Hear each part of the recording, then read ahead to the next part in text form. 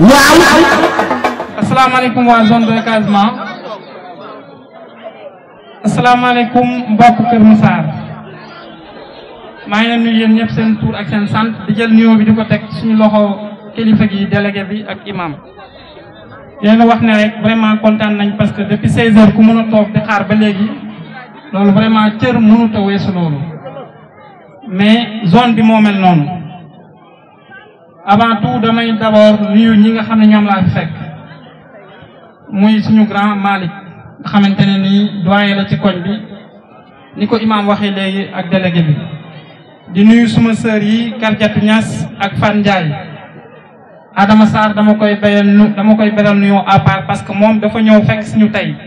bu ñoo jàppale ci APR Kër Massar Nord bugg a jàppale son excellence le président de la République ak jeunesse bi mu àndal. Kardiatou Niass Fan Ndiaye suñu responsable la ñuy nekk fii yàgg ak ñun di jàppale son excellence ñu jël ñoom ñu bootu ci ginnaaw la présidente des femmes Ndeye Raba de l'APR Kër Massar Nord. ci kaw loolu am na ay responsable yu fi nekk balaa maa dem ci sama délégation bi Adama Sarr mii dafa yàgg bëgg a ñëw liggéey ak ñun yàlla dogal ñu jël projet de financement bi Ndeye Daba ne nañ dem comme Adama dafay ñëw fekk si ñu ci APR donc baax na tey jii nii ñu déplacer projet bi moom mu génnee jeunesse am bi ñu wane ni ñii léegi taxaw nañ pour liggéey ak ñun loolu indi suñu déplacement tey pour ngeen xamee ko noonu. te loolu bu amee ñoom Kardiatou Niass ñoom Fan Ndiaye ñoom ñoo ko dox ci kaw loolu maa ngi lay sant di leen gërëm. damay nuyu d'abord la délégation bi ma àndal di beral nuyu le ministre Amadou Hott mi nga xam ne suma frère la suma xarit la ma naw ko ci ay qualité yu bëri yu mu am mooy maanaam maandu dëggu diñ gëm son excellence gëm le département de Kër Massar gëm population bu Yeumbeul Sud di leen jàppale te yàlla rek tax di jàppale aussi le département de Kër Massar. mais nuyoo boobu maa ngi koy teg ci loxo Balla Seck mii nga xamante ne moo jiite délégation bi mu jàllale ma ko ci ñoom Mati ñoom Bour Géwél ñoom Combaan ak Awa Ngom. bu ma jógee ci loolu ma nuyu aussi suma frère suma xarit le conseil spécial du président de la République son excellence Macky Sall monsieur Ousmane Kane. di nuyu nag koo xam ne suma xarit la suma frère la Abdou Aziz nga xamante ne ñoo bokk suñu convergence des cadres républicains nga xam benn kilifa lañ ci am booy soo Macky Sall mooy Abdoulaye Diouf Sarr mu déplacé wu vraiment Dakar depuis 14 heures ba léegi nekk ak man boo leen xoolee télé yi chaque jour ngeen gis ko fu mu toog di défendre le bilan du président son excellence. ñun buñ taxawutoon dëgg ñeme wuñ fee taxawaat ne dañuy politique parce que commune bi actuellement dafa basculer ci loxo opposition bi donc ñun ñooy opposition locale actuellement bu Kër Massar Nord ñun waa APR. xam nga yéen a ngi wax léegi ne ndox mi dafa taa et consort dama ne ci budget bu Kër Massar am na rubrique bu ñuy wax secours aux indigents au-delà de gouvernement bi li mu war a def ay pavage ak tamit drainer les eaux pluviales à travers le projet de canalisation bu ñuy wax projet 2. am na benn rubrique bu ñuy wax secours aux indigents loolu maanaam bu catastrophe amee maanaam ay taw wala ay lakk-lakk ci benn dëkk wala mu am ñu feebar genre épidémie bu wàcc ci dëkk bi mairie yii ñu fal mairie yeew yi ñoom loolu war nañ ko wax dañoo war a génne xaalis boobu ñëw fekk leen seen kër yi jox leen ci xaalis bi moo gën ñuy layoo naan ay xawma gouvernement ba ñu bloqué c'est faux kooku kenn mënu ko bloqué parce que ñoom seen conseil municipal bi ñoo ko voté mu ngi ci seen budget bu ñu amul xaalis bi liquide am nañ droit def lancer marché bi jox ko benn entrepreneur mu jox leen ay ceeb wala diwlin wala lu munti doon ñu ñëw fekk si leen ci ndox mii ngeen taa ak musik yi di mataate ñu jox leen ko en même temps ñu poudre dëkk bi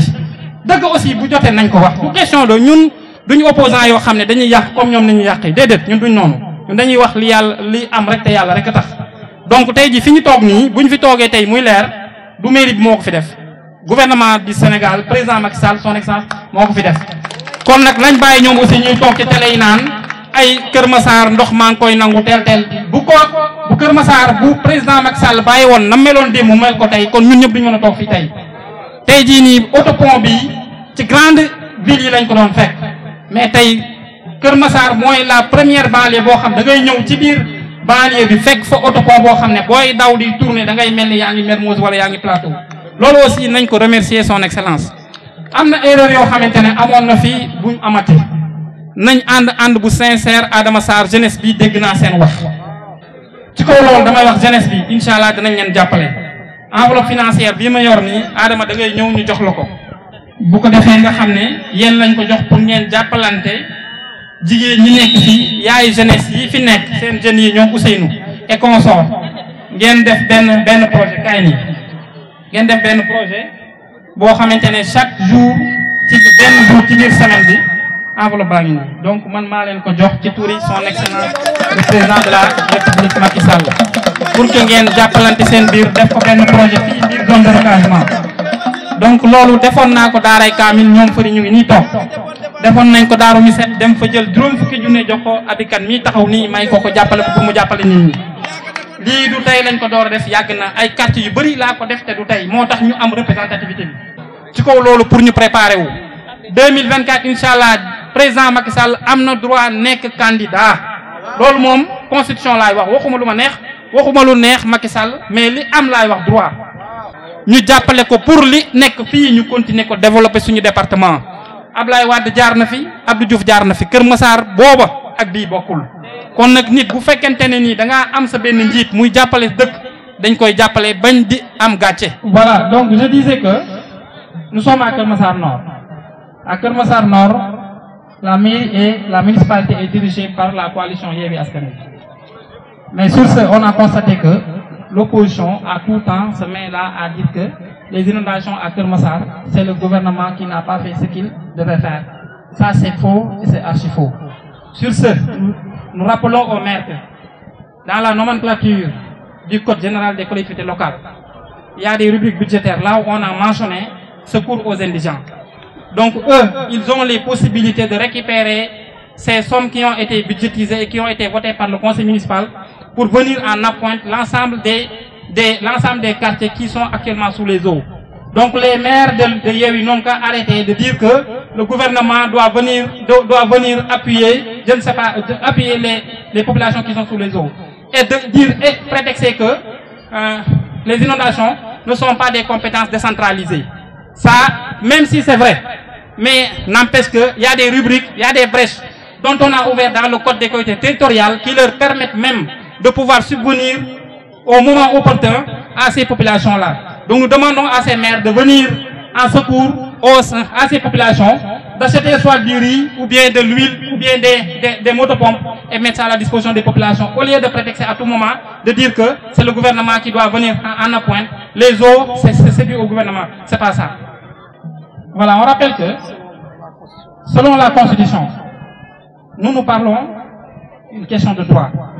Le président de la République Macky Sall a le droit d'avoir un autre mandat. Parce que c'est très clair. La Constitution, l'article 27 dit que le mandat du président est de 5 ans. Nul n'a le droit d'avoir au-delà de 2 mandats. Et présentement, le premier mandat de 5 ans vient de se dérouler et prend fin en 2024. Donc si on se réfère au droit, selon la Constitution, Macky Sall a le droit d'avoir un autre mandat. Que les Massarois et les Massaroises sachent cela. Maintenant, c'est à lui de voir s'il juge nécessaire de se présenter ou non. Mais nous sommes derrière lui. Toute décision qu'il aura à prendre, il faut qu'il sache que nous, responsables de l'APR, ici à Kër Massar, avec l'ensemble des gens qui sont dans le département, nous sommes prêts à l'accompagner, à l'appuyer, avec toute décision qu'il aura à prendre. Je vous remercie.